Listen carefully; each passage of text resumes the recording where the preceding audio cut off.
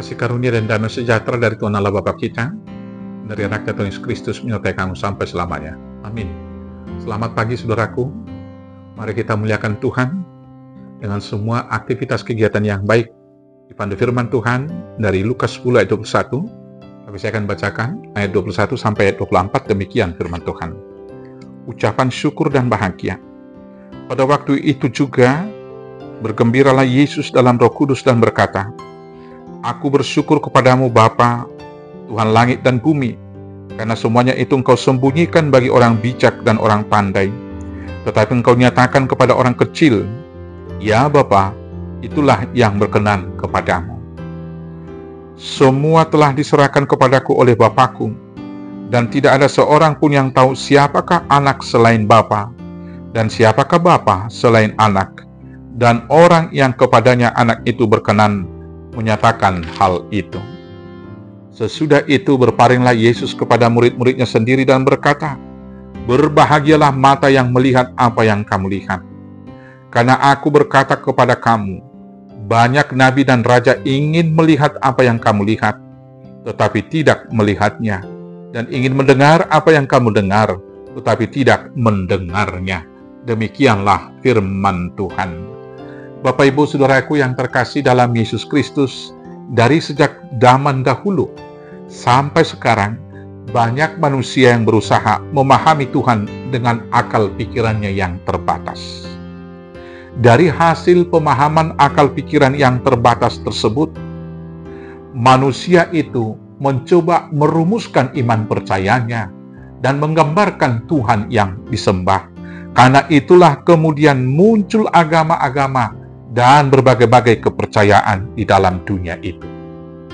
Agama-agama demikian pada umumnya mencoba menjelaskan ajaran hidup, tujuan hidup, dan Tuhan sesembahan mereka dengan akal pikiran yang terbatas tersebut. Tetapi perlu kita ingat, Tuhan yang dapat dijelaskan dengan pikiran bukanlah Tuhan, karena Tuhan yang demikian sudah berada di bawah akal pikiran manusia. Tuhan yang dapat diurai dengan logika dan akal berpikir yang terbatas tersebut bukanlah Tuhan yang sejati, karena Dia adalah Tuhan yang dapat diatur di bawah akal pikiran manusia.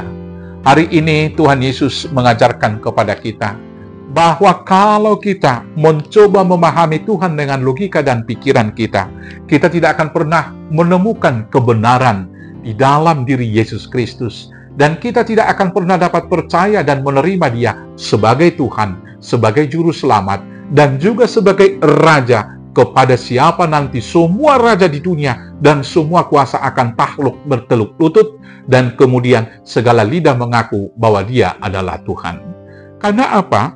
Orang-orang yang mengandalkan pikirannya, tentu hati dan jiwanya, imannya akan tertutup. Telinganya juga tertutup dengan kebenaran yang dikatakan oleh Tuhan Yesus. Matanya juga akan buta melihat kebenaran-kebenaran dan perbuatan-perbuatan besar yang telah dilakukan oleh Tuhan. Bapak Ibu, memahami Tuhan bukan dengan akal pikiran, tetapi dengan iman dan hati yang sensitif. Allah telah menyatakan dirinya melalui alam ciptaan, dan hati yang telah dikuasai oleh Roh Kudus akan mendengar Tuhan berbicara melalui alam, baik melalui angin, melalui kicauan burung, melalui deburan ombak di pantai, dan berbagai fenomena alam yang ada. Dan orang-orang yang menerima bimbingan Roh Kudus akan melihat rahasia kebesaran ilahi dari seluruh alam ciptaan yang telah diciptakan Tuhan dengan penuh kuasa. Dan lebih daripada itu, orang yang dipimpin oleh Roh Kudus akan melihat satu peristiwa besar yang telah dilakukan oleh Tuhan yang tidak pernah dilakukan oleh manusia, bahkan pemimpin-pemimpin agama yang manapun.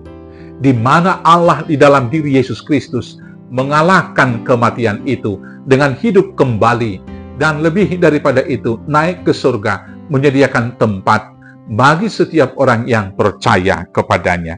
Inilah kebahagiaan. Karena itulah Tuhan Yesus dalam firman yang lain mengatakan, Berbahagialah orang yang mendengar firman Tuhan dan memeliharanya.